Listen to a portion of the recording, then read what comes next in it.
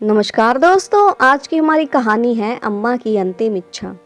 चूल्हे पर रखे गरम तवे से जैसे ही राधा जी ने रोटी को पलटने की कोशिश की, उनके मुंह से दर्द भरी सिसकारी निकली। उंगलियां रोटी के बजाय तवे से छू गई थी। राधा जी ने जल्दी से उंगलियों को पानी में डुबोकर जलन कम करने की कोशिश की। इतने में तवे पर रखी रोटी भी जल गई। बेबस राधा जी ने गुस्से में अपनी लाठी उठाई और चूल्हे को छोड़कर आंगन में बिछी चारपाई पर पसर गई। राधा जी की उम्र यही कोई 60-62 वर्ष के करीब थी। उनके पति किशोरी लाल जी ज्यादा पढ़े लिखे तो थे नहीं, इसलिए एक छोटे से सामान्य से किसान थे। आर्थिक तंगी ज्यादा होने की वजह से वह परिवार का खर्च चलाने के लिए किसानी के साथ साथ मजदूरी भी किया करते थे। अभी घर का गुजारा ठीक ठाक ही चल रहा था। दुर्भाग्यवश एक दिन किशोरी लाल जी की हृदय आघात से तत्काल ही मृत्यु हो जाती है। अब घर की सारी जिम्मेदारी राधा जी और उनके 18 वर्ष के बेटे संदीप पर आ जाती है। राधा जी के 4 संतानें हैं, जिसमें बड़ा बेटा संदीप और 3 बहनें हैं। समय गुजरता गया। संदीप ने जैसे तैसे करके कुछ खेती और मजदूरी करके माँ और 3 बहनों का भरण पोषण किया। तीनों बहनों की शादी करने में वह घर की जमीन भी जाती रही। जिम्मेदारियों को निभाते निभाते संदीप कब 32 वर्ष का हो गया पता ही नहीं चला। राधा जी ने नाते रिश्तेदारों में संदीप के रिश्ते की बात चलाई, मगर बढ़ती उम्र और गरीबी को देखकर सबने कन्नी काट ली। समाज वाले कहने लगे, भाई जमीन तो है नहीं, उम्र भी 32 की होने को है, ऐसे में कौन देगा अपनी बेटी। राधा जी को उम्र बढ़ने के साथ आंखों से दिखना कम हो गया था और उनके घुटनों में भी दर्द रहने लगा था। हाथ पैर भी कब तक साथ देंगे। राधा जी अपनी उंगलियों के पोरों को सहलाते हुए वह फिर से उठी और लाठी के सहारे चलकर चूल्हे के पास बैठ गई। वह बड़बड़ाई, कमबख्त, मौत भी तो नहीं आती, रोज रोज मरने से अच्छा है एक दिन मर जाऊं। चूल्हे के पास बिछे पटरे पर बैठकर तवे से जली रोटी हटाई, फिर से रोटी बनाने लगी। भगवान भी क्यों बुलाएगा, उसने तो सारे दुख मेरी ही किस्मत में लिख दिए हैं। मत बुला। राधा जी ने रोटियां बनाकर कपड़े में लपेटकर रख दी। साबुत लाल मिर्च निकाली और नमक पानी डालकर चटनी पीस कर रख दी और फिर वापस जाकर खाट पर लेट गई। संदीप कंधे पर फावड़ा लिए घर पहुंच गया। राधा जी अभी किस्मत को कोस ही रही थी कि संदीप मुस्कुराकर माँ के पास पहुंचा। क्या अम्मा, आज भी भगवान जी से शिकायत कर रही हो? हाँ, कर रही हूँ शिकायत। संदीप समझ गया। माँ की उंगलियों के पोरों में छाले उभर आए थे। माँ के हाथों में पड़े छालों को देखकर संदीप दुखी हो गया। कहने लगा, माँ कितनी बार कहा है रोटियां मैं बना दिया करूँगा, कितना वक्त लगता है। थोड़ी सी रोटियों में जला ली ना अपनी उंगलियां। अपने बेटे के यह शब्द सुनकर राधा जी सुबकने लगी।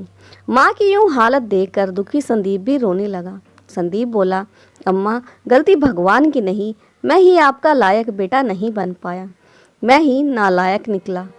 कोई मेरे रिश्ते के लिए तैयार ही नहीं। आज अगर कोई रोटी बनाने वाली होती तो तुम्हें हाथ नहीं जलाने पड़ते। राधा जी निराश होकर कहने लगी, मेरा बुढ़ापा तो तेरे सहारे कट जाएगा, पर 2-4 साल में मैं मर जाऊंगी, पर तेरा सहारा कौन बनेगा बेटा। संदीप ने रोटियां और चटनी की कटोरी उठाई और खाट के पास बैठकर अम्मा को खाना खिलाने लगा। बीच बीच में एक हाथ से अम्मा को पानी भी पिला देता। बेटे के हाथ से रोटियां खाकर राधा जी अपना सारा दुख भूल गई और हंसते हुए बोली, मेरे संदीप जैसी औलाद तो किस्मत वालों को ही मिलती है। चटनी रोटी खाकर संदीप फिर से फावड़ा लेकर निकल गया। राधा जी ने रोज की तरह अपनी लाठी उठाई और घर से बाहर निकल पड़ी। कुछ ही दूरी पर नीम का बड़ा सा पेड़ था। वहां पर पेड़ के नीचे औरतें घर के काम से फ्री होकर टाइम पास और हंसी मजाक के लिए जमा हो जाती थी। उनका रोज का काम नीम के पेड़ के नीचे चुगल पुराण को ताज़ा करना था। राधा जी को देखते ही 2 औरतों ने आगे बढ़कर राधा जी को सहारा दिया और खाट पर बिठाया और उसको सम्मान देने के लिए सभी ने उनके पैर छुए। उनमें से एक महिला बोली, माँ जी संदीप काम पर चला गया क्या? राधा जी कहने लगी, हाँ रोटी खाने आया था, खाकर चला गया। दूसरी महिला बोली, और क्या कोई होती तो रुकता भी, माँ जी के बाहर जाने का इंतजार करता। सभी औरतें खिलखिलाकर हंस पड़ी। राधा जी ने उन औरतों की बातें सुन तो ली थी, पर उन्होंने बुरा नहीं माना। वह जानती थी जैसी भी हैं औरतें वह खराब नहीं हैं, साफ दिल की हैं, तभी तो उस जैसी गरीब बेबस को इज्जत देती हैं। औरतों ने राधा जी को चुप देकर बात शुरू की। माँ जी, रोटी बेलने वाली चाहिए क्या? किसी रिश्तेदार से कहिए रिश्ते के लिए, कोई गरीब की हो। सबसे बोल लिया। राधा जी ने बात अधूरी छोड़ दी। माँ जी, आपका बेटा तो श्रवण कुमार है, इतनी उम्र हो गई, कभी किसी की बहू बेटी को नजर उठाकर नहीं देखा। अपने मोहल्ले में उस सावित्री के छोरे धीरज को देखो, कई बार तो मोहल्ले वालों से पिट चुका है। 43 बरस का है, अपनी जात वालों ने नहीं दी तो कुजात वाली को ही ले आया। सुना है अच्छी खासी कीमत देकर खरीदी है, बड़ी उम्र की लगती है, बाप ने ही बेच दिया। तुमने कब देखी?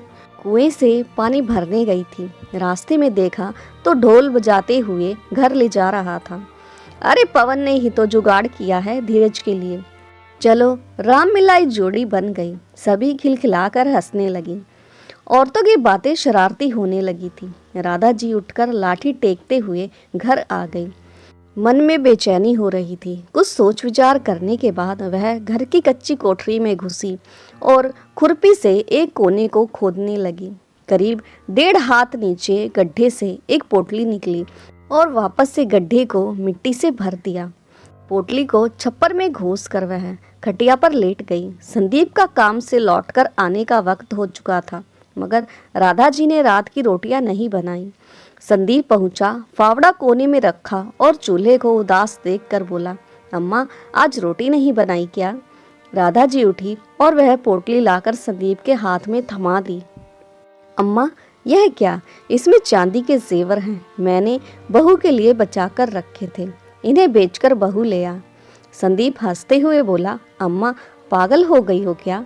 बहू कोई बाजार में बिकती है जो ले आऊं? राधा जी कहने लगी, हाँ बिकती है, उस पार मोहल्ले का धीरज लेकर आया है, आज पैसा देकर तुम भी ले आओ। फिर संदीप कड़वाहट भरे शब्दों में कहने लगा, अम्मा, गांव में थू-थू हो जाएगी, नाते रिश्तेदार सब क्या कहेंगे? सब आना जाना बंद कर देंगे। क्यों होगी थू-थू? इतनी ही चिंता है नाते रिश्तेदारों को, तो क्यों नहीं करा देते तुम्हारा ब्याह? राधा जी निराशा भरे शब्दों से संदीप से कहने लगी, किसी ने पूछा है आज तक तुझसे? मरते मरते उंगलियां जलाऊं मैं, जीते जी सुख नहीं देखा, बिना पोता पोती का मुंह देखे, मारना चाहता है मुझे। राधा जी फवक फवक कर रो पड़ी। अम्मा के आंसू संदीप से देखे नहीं गए। रुआसी आवाज में बोला, अम्मा, अच्छा ठीक है, तुम रो मत, मुझसे तुम्हारा रोना नहीं देखा जाता, तुम जैसा कहोगी वैसा ही करूँगा, तेरे सिवाय मेरा है ही कौन इस दुनिया में, अब चुप हो जा। संदीप की बात सुनकर राधा जी के आंसू थम गए। वह ऐसे खुश हो गई जैसे बेटे की सगाई पक्की हो गई हो, जैसे बहू आने ही वाली हो। राधा जी की खुशियों को पंख लग गए। पूरी उमंग के साथ उठी और उल्लास भरे मन से संदीप के लिए झटपट खाना बना दिया। सुबह होते ही संदीप साइकिल लेकर बाजार गया और उन चांदी के गहनों को बेच दिया। वापस लौटकर उसने माँ के हाथ पर 20,000 रुपए रख दिए। राधा जी ने हैरानी से पूछा, बस इतने ही? अम्मा, चांदी का भाव ही क्या है? सुनार ने काटकर इतने ही दिए।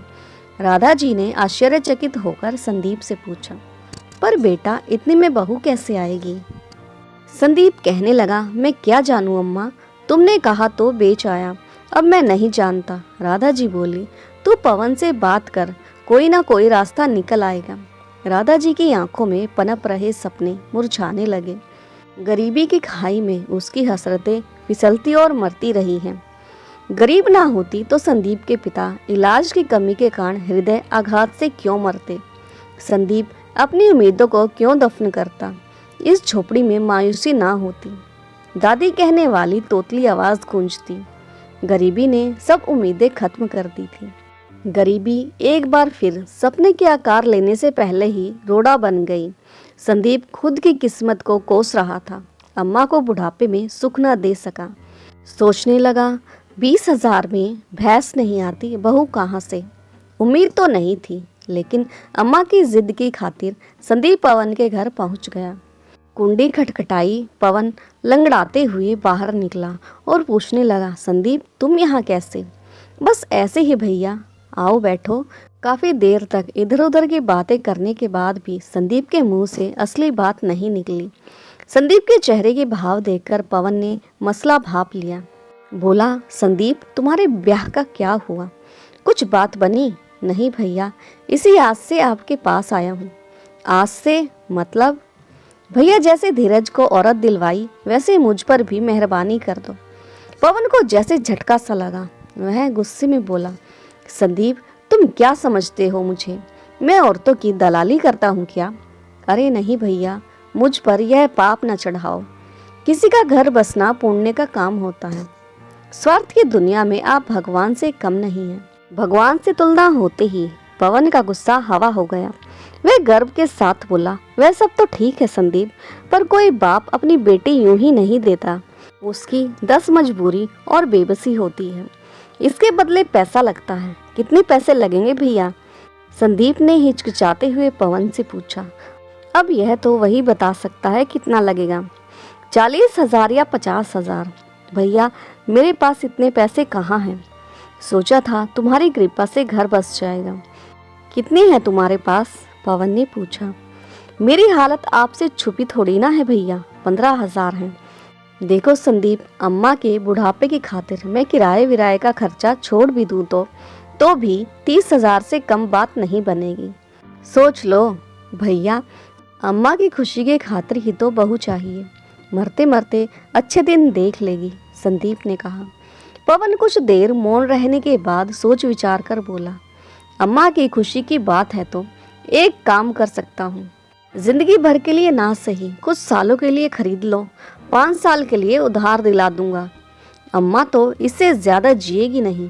पवन की बातें सुनकर संदीप को झटका सा लगा। कुछ सालों के लिए? पर भैया मैं तो जीवन भर किसी की बेटी को सम्मान पूर्वक जीवन देना चाहता हूँ। संदीप चिंता में डूब गया। फैसला कठिन था। मन तो हुआ कि मना कर दे, मगर तभी अम्मा के चेहरे पर तैरती मुस्कान याद आ गई। भैया अगर मैं 5 साल बाद पूरा पैसा दे देता हूँ तो फिर तुम्हारी? अगर नहीं दे पाए तो? वह रुकेगी नहीं, सोच लो। ठीक है भैया, पर अम्मा को मत बताना कि सिर्फ 5 साल के लिए ही उनकी बहू आ रही है। अम्मा दुखी हो जाएगी। संदीप ने कहा तो बात पक्की समझूं? हाँ हाँ, बात पक्की हो गई। दूसरे दिन संदीप ने 15,000 पवन को दे दी और पवन वादे के मुताबिक 1 हफ्ते बाद 35-36 साल की औरत को अपने घर ले आया। खबर पाकर संदीप अम्मा के साथ पवन के घर पहुंची। हाँ भाव से मजबूर और सहमी सी नजर आती थी। नाम था सविता। अम्मा तो अपनी बहू सविता को देखते ही निहाल हो गई और अपनी बहू की बलाएं ले रही थी। खूब प्यार किया। उसी शाम बढ़िया सी साड़ी, शॉल, सैंडल और सजने संवरने की चीज़ों का बक्सा लाकर सविता को दे दिया, जो उन्होंने बरसों से अपनी बहू के लिए सजो कर रखा हुआ था। संदीप दूल्हा बना और गाजे बाजे के साथ सविता को दुल्हन बनाकर अपने घर ले आया। गांव में हल्ला मच गया और थू थू होने लगी। यहाँ तक कि संदीप के गांव में बहिष्कार की बातें भी होने लगी। सब ने संदीप को कोसना शुरू कर दिया। पास पड़ोस के लोगों और रिश्तेदारों ने तो रिश्ता ही खत्म कर दिया। परंतु अम्मा के घर बरसों बाद खुशी आई थी। उसके पैर जमीन पर नहीं पड़ते थे। सबसे बेखबर अम्मा की खुशी का ठिकाना नहीं था। दूसरे ही दिन से सविता ने चौका चूल्हा संभाल लिया। जितना सोचा था सविता उससे भी ज्यादा अच्छी निकली। पानी भर कर लाती, कपड़े धोती और यहाँ तक कि सोने से पहले अम्मा के पैर भी दबाती थी। सविता ने पूरे घर को बहुत अच्छे से व्यवस्थित कर दिया। सविता के आने से घर स्वर्ग सा सुंदर बन गया था। कुल मिलाकर हर तरीके से सविता सुशील धर्म पत्नी साबित हुई। वक्त पंख लगाकर उड़ने लगा। करीब 1.5 वर्ष बाद सविता ने सुंदर से बेटे को जन्म दिया। संदीप की सूनी जिंदगी में बहार आ गई और अम्मा को खिलाने के लिए खिलौना मिल गया था। अब तो अम्मा की रंगत ही बदल गई। दिन भर अपने पोते के साथ खेलती और हंसते हुए कहती, अब तो इसका ब्याह देखकर ही मरूंगी। दुखों के सागर में सुखों का टापू मिल गया। संदीप मजदूरी से फुर्सत मिलते ही घर पहुंचता। सविता कंधे से फावड़ा लेकर रख देती, पानी देती, प्यार से खाना खिलाती। अब संदीप अपने बुरे दिन भूल गया था। सविता बोलती कम थी। बच्चे की उछल कूद ने घर को खुशियों का आंगन बना दिया था। घर में प्यार और सुख की महक बस गई थी। देखते ही देखते 4 साल बीत गए। सविता से बिछड़ने का साल शुरू हो गया था। संदीप उदास रहने लगा। खूब मेहनत करने के बाद भी वह चंद हजार रुपए नहीं जुटा सका। एक एक दिन बीत रहा था। मजदूरी से जो मिलता वह 4 सदस्यों का पेट पालने में ही खत्म हो जाता था। जैसे जैसे वक्त बीत रहा था, संदीप की बेचैनी भी बढ़ रही थी। गांव भर में काम तलाश करता रहता। जी तोड़ मेहनत करने के कारण सूख कर काटा हो गया। शरीर जवाब दे रहा था। बीमार हुआ मगर काम पर जाता रहा। 10 महीने भी बीत गए। 2 महीने ही बचे थे। एक दिन अचानक आकर पवन सामने खड़ा हो गया और धमकी भरे अंदाज में बोला, संदीप 2 महीने और बचे हैं, पैसे देते हो या? संदीप ने फावड़ा तान दिया और गुस्से से विफर कर बोला, खबरदार जो ऐसी बात की। सविता मेरी जिंदगी है, मेरी सांस है, उसे मुझसे कोई अलग नहीं कर सकता। आइंदा ऐसी बात ना करना। पवन तो घुटा हुआ शातिर था। वह कमजोर की नब्ज दबाना जानता था। गुस्से से बोला, संदीप औकात में रहना, तुम जैसे 4 पति खड़े हो जाएंगे सविता के। उसका पिता और पूरी बेड़ियों की बिरादरी हंगामा कर देगी। जेल हो जाएगी तुम्हें। बीवी के चक्कर में अपने बेटे को भी खो दोगे। अम्मा जीते जी मर जाएगी। संदीप उल्टे पांव घर की ओर लौट आया और रुपयों का बक्सा खोलकर रुपए गिनने लगा। पवन अब 30,000 और मांगने लगा था। संदीप फूट फूट कर रोने लगा। आवाज सुनकर अम्मा और सविता दौड़ी भागी आई। पूछने लगी, क्या हुआ संदीप? संदीप ने उन दोनों की बातों का कोई उत्तर नहीं दिया। संदीप रोए जा रहा था। सविता एक तरफ खड़ी सब देख रही थी, हमेशा की तरह खामोश, चिंतित और सहमी हुई। सविता ने संदीप के चेहरे पर उभरे हुए दर्द को महसूस कर लिया। संदीप ने सविता की भीगी हुई आंखों को देखा। अम्मा माजरा समझ ना पाई। दुख और बेचैनी में सुबह से शाम हो गई। अब उम्मीद की कोई किरण नजर नहीं आ रही थी।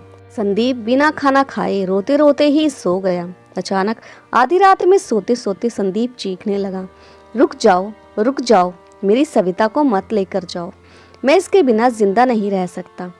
हड़बड़ा कर सविता उठी। संदीप की आवाज़ सुनकर अम्मा दौड़ी चली आई। बच्चा सहम गया। अम्मा बोली, क्या हुआ बहू, यह चीख क्यों रहा है?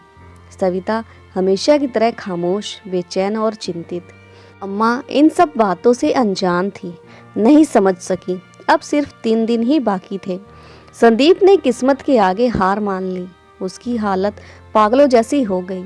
बस एकटक अपनी पत्नी सविता को घूरता रहा। सविता संदीप से नजरें चुराकर खुद को व्यस्त रखती। बिछड़ने की बेला आ पहुंची। आज आखिरी शाम थी। संदीप ने 3 दिन से मुंह में निवाला तक नहीं लिया था।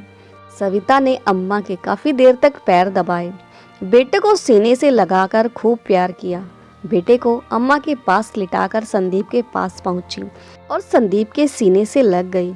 दोनों के आंसू रुकने का नाम नहीं ले रहे थे। सविता पहली दफा फूट पड़ी और दोनों हाथों से कसकर संदीप को पकड़कर बोली, मुझे बचा लीजिए, मैं तुम्हें छोड़कर जाना नहीं चाहती। मुझे अपने बेटे और अम्मा से अलग मत होने दो। अब सविता और संदीप दोनों ही फूट फूट कर रोने लगे। रोते रोते सुबह हो गई। पंछियों की मधुर आवाज फिजाओं में गूंजी। संदीप ने सविता का हाथ पकड़कर कहा, तुम्हें मुझसे कोई अलग नहीं कर सकता, भगवान भी नहीं। इतना कहकर सुबह 5 बजे ही बाहर निकल गया।